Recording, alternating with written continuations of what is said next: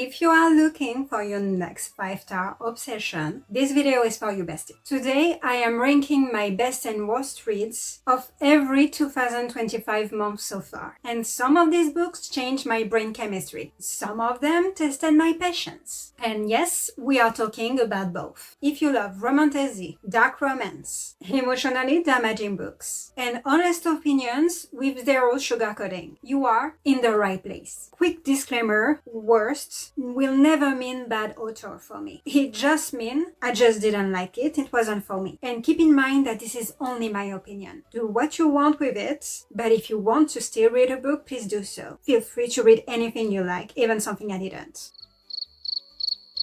Yeah, I was deep in a reading slump that month. The year wasn't starting well. Zero thoughts. Moving on. Let's start with the book that finally dragged me out of my reading rave. This one was a little slower than BookTube for me. There were moments where it dragged, but you can feel heavy building something for the next installments. I am waiting, and I am so ready for the 7th January 2026, when the 4th installment is going out. So if you don't know yet, the God Gives Bride series, I still think it is so underrated and overhyped. This series is Fae, Gods and Goddesses, God-Kissed Magic, which is a really interesting magic system if you ask me. A strong, stubborn political schemes, and in this book there was a lot. And jaw-dropping twists and cliffhangers designed to ruin your life. Heavy, if you watch this, my heart cannot take these endings.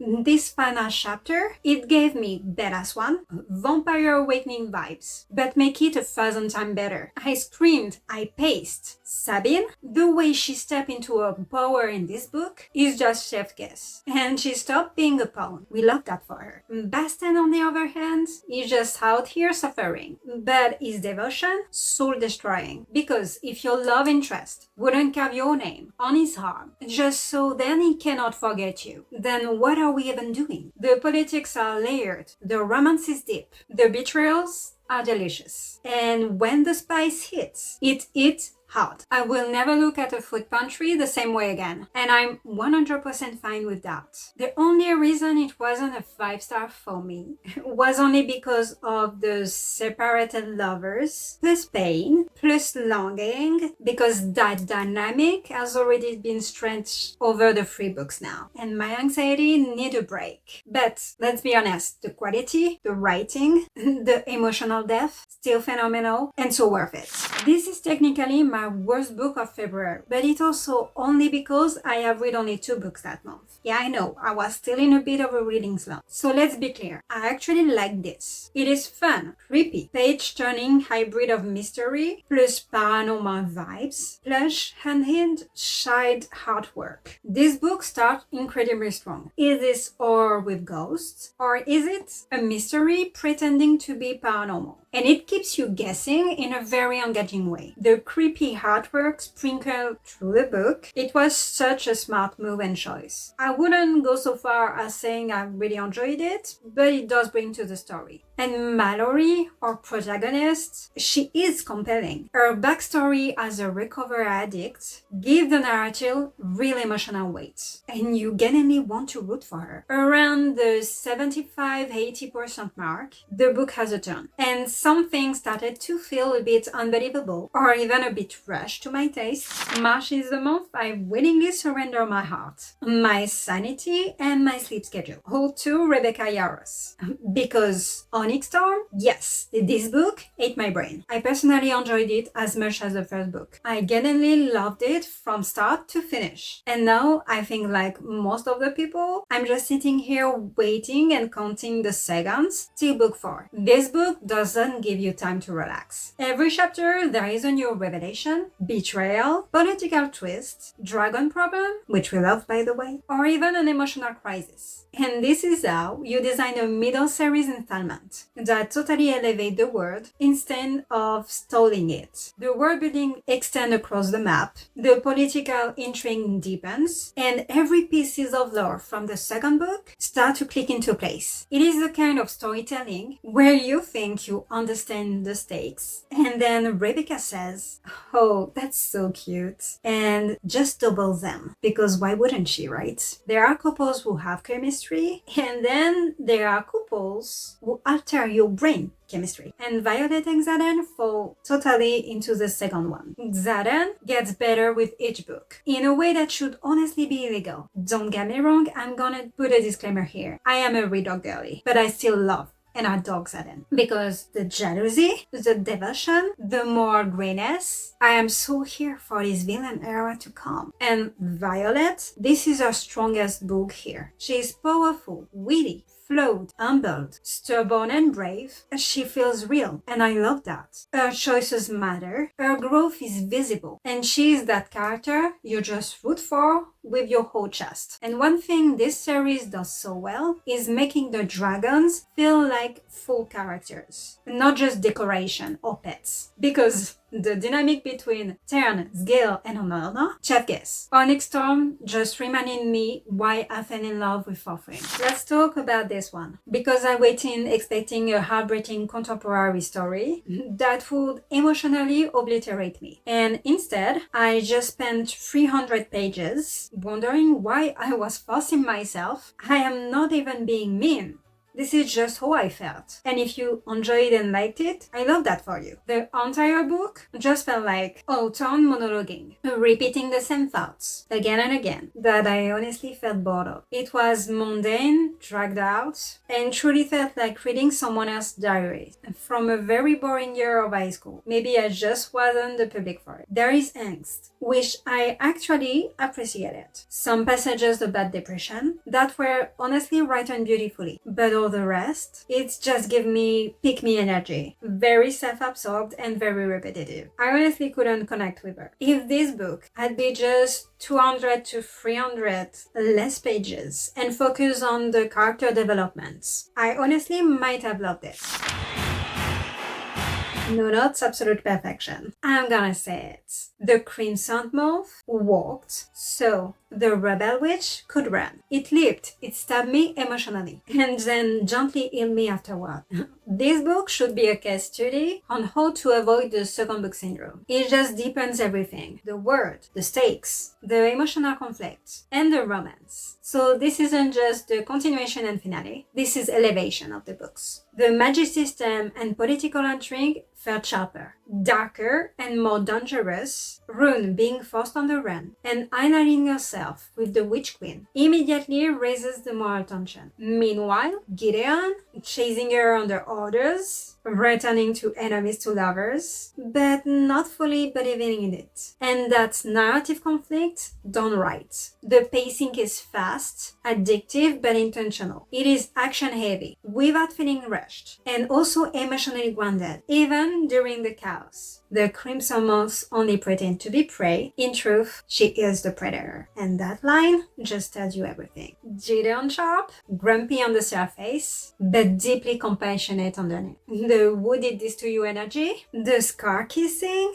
If this was weakness, he wanted to be weak. If this was sin, let him be damned. And this duet is one of the best enemies to lover execution in romanticism. The tension is insane. The banter, top tier. The emotional payoff, devastating in the best ways. The fun family elements were also beautifully weaved in, and they also added warmth to an otherwise very intense narrative. And for a duology, this ending felt complete. Even if I will forever want crumbs of Rune and Gideon, this book was just emotionally devastating, romantically perfect, politically tense, beautifully paced, and endlessly rereadable, which I will, by the way, at one point.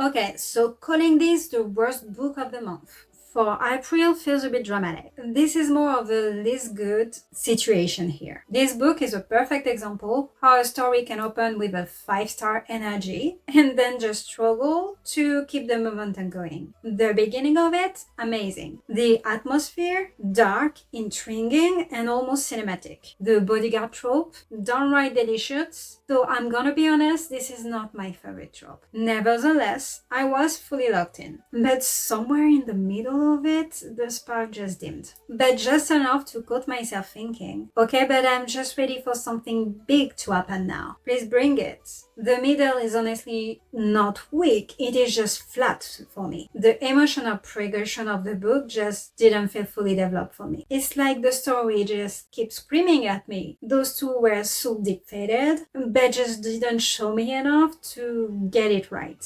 May was the month I fully surrendered to Kayazer. I regret nothing. This book consumed me, emotionally, mentally, and spiritually. Let's talk about why this finale works so well. It succeeds because it does delivers 3 pillars of a strong finale book. Emotional payoff. The romance get the depth and intensity it deserves, that it's been building towards since book 1. The yearning in this book is absolutely insane. There were moments I had to close this book and just breathe. The plot escalation. The trials sharpen the world rules and raise the stake of it. The third trial, easily one of the best pieces of tension in this book. The character resolution. Every character arc either lands beautifully or just rips your heart out and politely stomps on it. And this is exactly what the last book should do, in my opinion. Kayazer. He needs to be placed under a microscope in a university library. Lauren Roberts did something almost illegal with this one. In this book, Kai becomes poetic, yearning boy. You know what I mean? Just yearning. Possessive and devoted to a feral degree. He is just dramatically in love with Pai at all times. And I am here for it. This man opened his mouth and whole nation swoons, me included. Let's talk about Biden. Yes, to be honest, she frustrated me. Yes, some of her choices made me want to sit her down with a PowerPoint just to tell, just run with Kai, please. But she is also grieving, guilt-ridden, traumatized, trying to protect everyone, and desperately holding herself together as much as she can. And she is one of the most realistic, flawed YA heroines I adore. And her growth by the end is beautiful. I do love when a book surprises me. And this one had just me whispering or yelling. No way. She did not just. At least 5 times, if not more. Let me be very clear, this is not a bad book. It is actually well written, intricately plotted, and set in a world I genuinely love. But this is one of those reads where the endings weaks on it. And that is why it lands here. And until the finish line, Unleashing Echoes does exactly what it's supposed to. The mysteries are solid. The crimes are engaging. It is a cozy mystery. The magic systems remains fascinating as always. And the Adept universe continues to feel alive and interconnected. And this trilogy earned reader investment over the 3 books, which is exactly why the ending hurt so much. This book commits one of the biggest long series since it breaks an unspoken narrative promise. The story explores agency versus obligation, choice versus destiny, humanity versus transformation into vampires. And it's especially true Wisteria and Cats, which I adore. Cats is one of my favorite characters in the Adept universe. I was expecting so much out of it, and their relationship was genuinely compelling. But then the story played safe, at least for my taste. I will say this up front. This was a brutal choice. And because June has strong contender, and the Book of Azrael absolutely deserves an honorable mention here, as one of my favorite series in 2025. But in the end, I choose The Songbird and the Heart of Stone to be mentioned for June, because it is so underrated and underhyped, in my opinion. It emotionally destroyed me, and that matters. And Carissa Broadbent absolutely delivered. Miche finally stepped into the spotlight, and I adored her, so I was so ready for it. And she is one of the most compelling protagonists in the series. She is not a naive sunshine, she is devout, grieving, shattered, and still choosing hope. And her arc is built around loss. Loss of humanity, loss of faith, loss of love, and loss of certainty. That redemption is not handed to her. It is weaponized against her, because she is forced to choose between obedience and morality, salvation and love, and light and damnation. And let's be honest, none of those choices are clean. Azar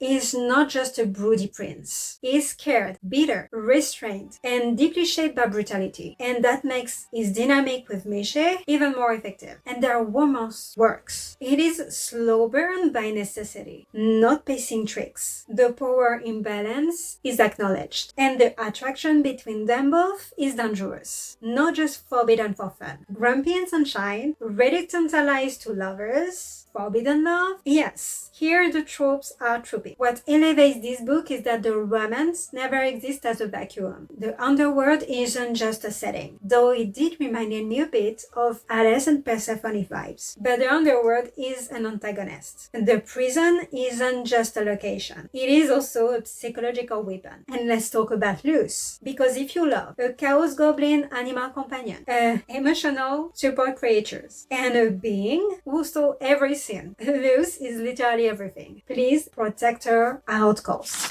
Once again, this is not this author cannot write. I do like Megan Sienna Dodge, especially her Oracle series in Adept Universe, which somehow made this worse. One of the biggest issue here is density without direction. And for me, that connection never fully formed in a way that made me emotionally uninterested most of the time. And one of the main things, there was a sense of repetition without real progression in this book. This wasn't awful. It was just overall uninspiring. I do not regret reading it, but I do wish it had done more for me. That being said, I still trust that author. I still believe the Adept universe is stronger on tries. This book was a fever dream. Does It Hurt is a psychological, dark romance survival story. We have a FMC with no fixed identity, running from trauma, a man driven by obsession, vengeance, and control, forced proximity taken to the extreme, but done well, and an isolated setting designed to strip both characters bare. And it works. It does commit fully to the atmosphere, the character's psychology, and emotional escalation in the best way, as H.D. Carlton does, always. And that tension is what fools the story. The storm, the shipwreck, the abandoned island, the decrepit lighthouse, bring it to me. There is no society here, no rules, which make every interaction feel sharper and more dangerous. And let's say it, Dick's book is spicy, like a lot of spice, almost muddy. But the spice works because it is tied to power struggle, control, emotional damage, and mutual obsession. It is not here to be cute and comforting. It is there to unsettle. But underneath it all, there is an exploration of reclaiming your power, turning pain into fuel, and choosing desire instead of fear, which is honestly why it sticks. This is not for the faint of hearts. Please check your trigger warnings. Babel is not a bad book in the sense that it is not poorly written. It is well researched. It is ambitious. It is intellectually a serious novel. And that's exactly why it actually didn't work out for me. I was expecting so much more out of it. Historical fantasy, but much more leaning into the historical, if you ask me. Language as magic. Translation as power, colonialism and resistance baked directly into the magical system. It is honestly brilliant. And this is one of the most coherent magical systems. And the problem isn't what the book is about or what the book is saying. It just how often it stopped the plot, the story, to say it. It started feeling like a series of lectures. Footnote explaining footnotes. I just didn't connect at all with the characters. They rarely feel like people making messy choices. And don't get me wrong, I love footnotes. I really do. But this was too much. Again, this was a hard no. I almost get this spot to the Throne of the Broken Gods and an honorable mention for it. It is absolutely one of my all-time favorite books. But The Exorcism of Fairies quietly walked in and is so underrated and so underwrite, it deserves the place. Set in the 1990s Dublin, this book drips from atmosphere, Trinity College corridors, candle lights, and secret societies. Folklore that feels old, hungry, and real. The setting isn't just a backdrop. You don't read this book, you move into it. And Atta is not your typical dark academia lit. She's intelligent without being smug, emotionally complex, and slightly unsettling in the best way. She is read by morticians studying botany, and that gives her a unique lens on life, death, decay, and through the whole story, which ties beautifully into the theme of possession and transformation transformation. She literally feels design, not generic. Yes, it is a student-professor trope, and it is done well. It's a slow burn, emotionally charged, and rooted in emotional competence and tension. Professor Murdoch isn't just broody for aesthetic purpose. His profession, his knowledge, and his moral conflicts are integral to the plot. The romance simmers in the background like a forbidden thought, and that restraint makes it far more compelling. The fairies aren't whimsical glitter fairies. Those are corrupting, invasive, and unsettling. Dark, haunting, emotionally invasive, and somehow still comforting. So if you want atmosphere of a spectacle, slow burn obsession, and folklore that bites back, you are here for a treat. I already missed those characters, and I cannot wait for book 2. I went into this one hopeful, because sequels are redemption arcs, right? And fortunately, Law of the Tide forgot where it was going, and never quite find its way back, at least for me. This book opens with promise, mystery, betrayal, and then it just wanders. The story feels unfocused, like it's reacting to events instead of driving them. It feels like scenes happen because they need to, not because they are earned. And by the midpoint, I realized I was turning pages, not out of curiosity, just obligation to finish it, because I don't truly know what to do in a book. And the biggest issues for me were that the magic lacked rules. This is marked as an adult romantasy, but it fails YA. And some lines just pull me out of the story. But let's bring credit where it's due. Cyril, which is the secondary man in this story, he was genuinely interesting. I wish he was more developed in this. Every time he was on the page, the story briefly came alive. Clarissa Broadbent really said, let's raise the stake emotionally, cosmically, and morally. And somehow she nailed all the three. This is the book where Crones of Niaxia universe stop playing around. There is little payoff, and I was so thrilled to read it. This book rewards long-term readers, deepens earlier arcs, instead of just retconning them, treats emotional continuity as seriously as plot continuity. Nothing here feels accidental. Every sacrifice lands because it's been prepared for. The kind of love that says, I would walk into hell barefoot if it meant you live. And honestly, I was feral. The underworld is a living system. We get gods with agendas, political tension that actually matters, consequences that ripple across the realms. The stakes are cosmic, but they are always grounded in personal costs. And that balance is hard. It's epic and intimate. Romantic without feeling flimsy. Devastating without cheap tricks. This is romantasy done right. No contest. So this is not a hate read. This is more, I see what you are doing. I just don't feel the full vibe with it. The world building is undeniably rich with invented languages, layered mythology. I wanted to explore more. And creatures and laws with real intention. But here is the issue. Clarity gets sacrificed over immersion. At times, it felt like I was inside the world, but I was not actually sure what was happening. It is dense in a way that does reward patient readers, but it also risks losing momentum more than once. And honestly, Lucy, Nico, Carr, they are the reason I kept going. Those side characters are chef kiss. IAS chapters are deeply internal, and this is where the book lost me. And while introspection isn't a flow, so to speak, the imbalance is. Major events happens, and I barely registered them. It creates a disconnect where emotional stakes felt muted, urgency dissolves, and repetition starts creeping in. Yes,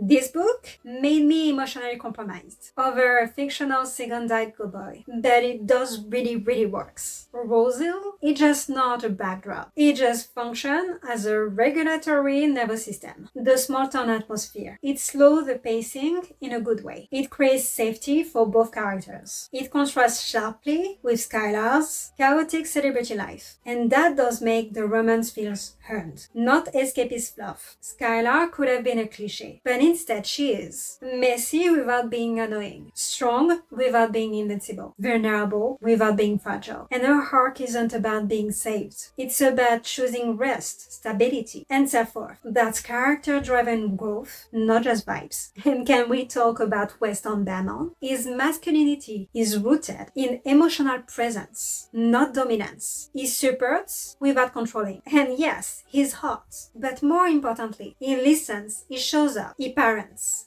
And romance readers take notes. This book balances banter, sexual tension, emotional chemistry, and intimacy, and just enough angst to hurt you without exhausting you. The payoff feels earned, not rushed or manipulative. It's cozy, funny, emotional, and deeply satisfying. The kind of book that makes you close it and stare at the wall for a minute or even more. This one hurt a little because on paper it should have been a hit. Haven, California is introduced as a Mayberry by the sea, which is exactly the kind of too perfect town that would drip in secrets. The atmosphere is here. Foggy coastlines, wealthy locals, a small town tension, but the settings never fully tightens into menace. It does taste pretty when it needs to be unsettling, and Sonny Rush, ex-LAPD, new PI, is actually a solid concept. However, her emotional arc feels muted, the personal stakes don't deepen enough, and the relationship, especially with her ex, lag bites. She moves through the story more as an observer than an engine of tension. And this is where the book lost me. Pacing wanders instead of tightening. Clues are dropped unevenly. And the twist becomes predictable well before the reveal, which is kind of a bummer if you ask me. For a thriller, suspense is currency, and here it just didn't compound. This book didn't scream at me, it ate. And honestly, that's why it works so well. Teaser at Sea does something really rare. It takes the emotional fallout of the book one and just refuses to rush the healing. And Jen's exile is not only a plot device, it is consequences. Because her choices matters. Her mistakes cost her the safety of a home and even love. And that commitment to emotional realism is just what made that sequel shine. Jen is enduring strong, adaptable, stubborn, exhausted, and still choosing to survive, no matter what. Her arc is about resilience without romanticizing suffering, and that's her hard balance that Sutton handles beautifully. And you don't admire Jen because she's flawless. You just admire her because she keeps going. And we do have here Bennett Poe in this sequel, which is 100% amazing, even though he spent much of his time out of range for Jane. But his presence in her mind and in the book is constant anyway. This is peak emotional tension without constant proximity. Love complicated by betrayal and yearning that simmers instead of explodes. Their connection never disappears. It haunts the story. And yes, to be honest, this book goes to dark places, but it never feels exploitative. The violence and the trauma serves a purpose, to show power imbalance, to contrast with moments of tenderness, to make safety and softness feel earned. Its scenes, notes left behind, memories resurfacing are honestly the most devastating. And let me add that Kennedy Sutton narrating her own book, it is emotionally unfair. Hearing the pauses, the cries, the songs, the restraint in her voice added just a whole other layer. And if you are an immersive reader like I am, this is elite level pain.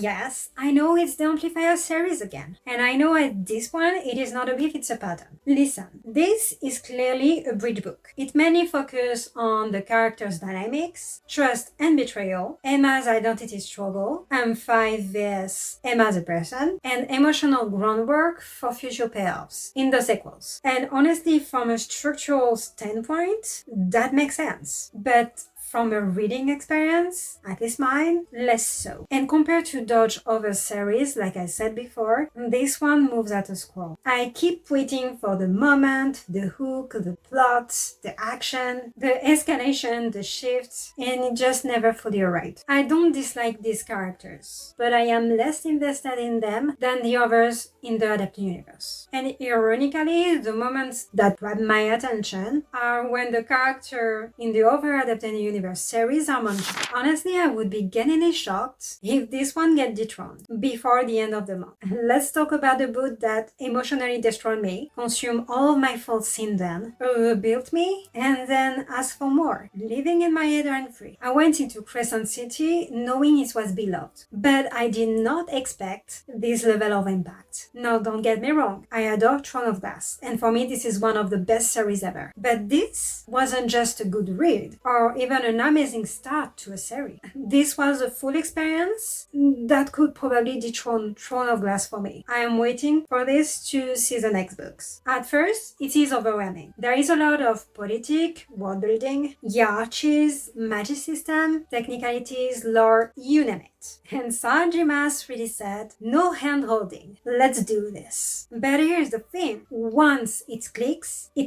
and suddenly everything feels intentional, immersive in the best ways, and ridiculously alive. Crescent City feels like a real place that I want to live in. Messy, modern, but still not of this world. Brutal and magical all at once. And Bryce is definitely top 3 with Eileen and Diana. She's loud, breathing, sarcastic, deeply loyal, and hiding so much pain under glitter and bravado. This book handles grief and friendship in a way that genuinely hurts. And not in a melodramatic way, but in a quiet, devastating one. Respectfully, Hunt is not just a broody love interest. He is layered, tired, morally conflicted, and deeply human, despite being an angel. His dynamic with Bryce is a slow build on trust, shared pain, and also mutual respect. And that does make the romance hit harder. This is no insta love, and thank the gods for it. No nonsense. Just two broken people finding peace in each other. And then let's talk about the last third of the book. I cried, gasped, I stared at the wall afterward, questioning my sanity. The kind that also reminds you why